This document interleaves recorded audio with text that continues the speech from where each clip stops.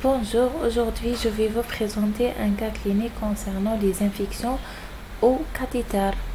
Donc un patient âgé de 52 ans hospitalisé en réanimation depuis 2 semaines, initialement pour une pneumopathie communautaire hypoxémiante non documentée et dont le traitement antibiotique est actuellement terminé.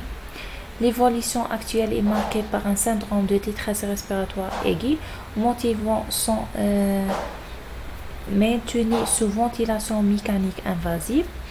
La situation hémodynamique a également nécessaire la mise en place du cathéter veineux central pour l'administration de drogues vasoactives. Elle reçoit encore 1 mg de l'adrénaline à l'aide d'un cathéter veineux central sous-claviculaire gauche pour que la pression remonte à 110. Donc depuis 2 jours, le patient présente une fièvre à 38,5. L'examen clinique ne retrouve pas un point d'appel de cette fièvre. Vous pensez à une infection nosocomiale. Donc les questions.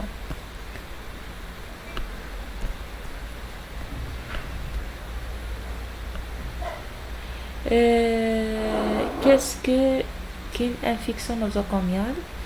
Quel est le facteur de risque d'infection sur cathéter veineux? Comment classer-t-on les différents types de problèmes infectieux rencontrés avec les cathéters veineux? Dans quelles circonstances le retrait du cathéter s'imposait? Et le laboratoire de bactériologie vous appelle pour vous signaler que les 3 hémocultures dont un prélèvement sur cathéter sont positifs à Staph aureus. Quelle est votre prise en charge immédiate? Donc c'est quoi infection nosocomiale? Donc les infections nosocomiales, ce sont des infections acquises à l'hôpital ou dans toute autre structure de santé. Donc à l'admission dans ces structures, elle n'est ni présente ni en incubation et elle survient en moins de 48 heures après l'admission. Ça pour les infections nosocomiales. Pour les infections du site opératoire, ce sont des infections nosocomiales aussi. Donc l'infection nosocomiale englobe les infections du site opératoire.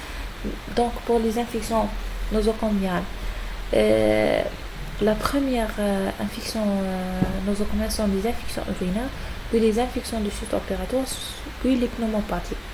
Les infections de ce site opératoire sont infections nosocomiales survient dans les 30 jours qui suivent l'intervention, que le patient soit hospitalisé ou non. Ici, il y a un implant, donc la définition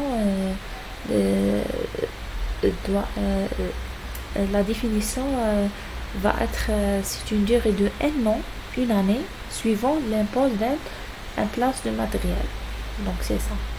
Ça pour la première question. La deuxième question, quel est le facteur de risque? Bon, on a facteur de risque lié au cathéter et lié au patient.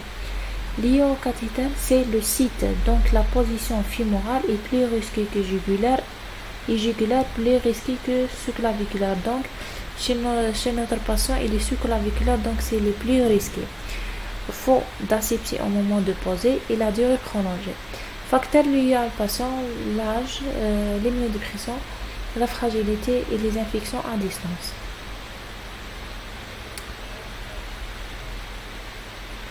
Puis, comment classe-t-on le type de problème? Bon, qu'est-ce qu'on a? On a soit une contamination du cathéter, c'est-à-dire la culture positive, mais il est inférieur à 10 puissance 3. Et on a la colonisation, culture positive à taux significatif, mais sans signe.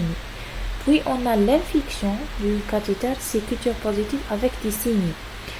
Et on a l'infection bactérienne, c'est-à-dire une hémoculture positive périphérique et surcate. Donc, puis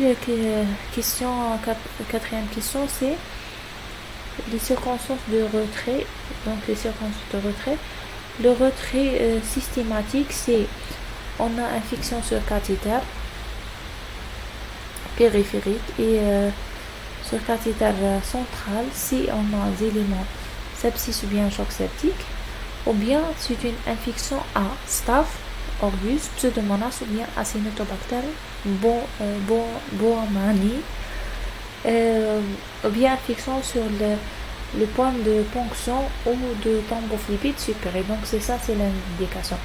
Retrait systématiquement cathéter périphérique, c'est systématiquement, mais pour le cathéter central, dans le cas de sepsis choc septique, un point d'infection du point d'injection, thrombophlébites suppurés, ou bien un agent parmi les trois, soit Staph, soit Pseudomonas, soit Acinetobacter.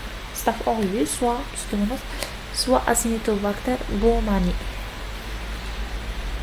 La dernière question. Donc, laboratoire, c'est quoi la prise en charge immédiate dans ces cas? Donc, il faut retirer le cathé, poser à notre voie veineuse, poursuite la noradrénaline. C'est à notre site, bien sûr. Antibiotiques anti-staph, c'est très important, actif sur sarin. Dans un contexte nosocomial, on va donner la vancomycine et l'amicacine.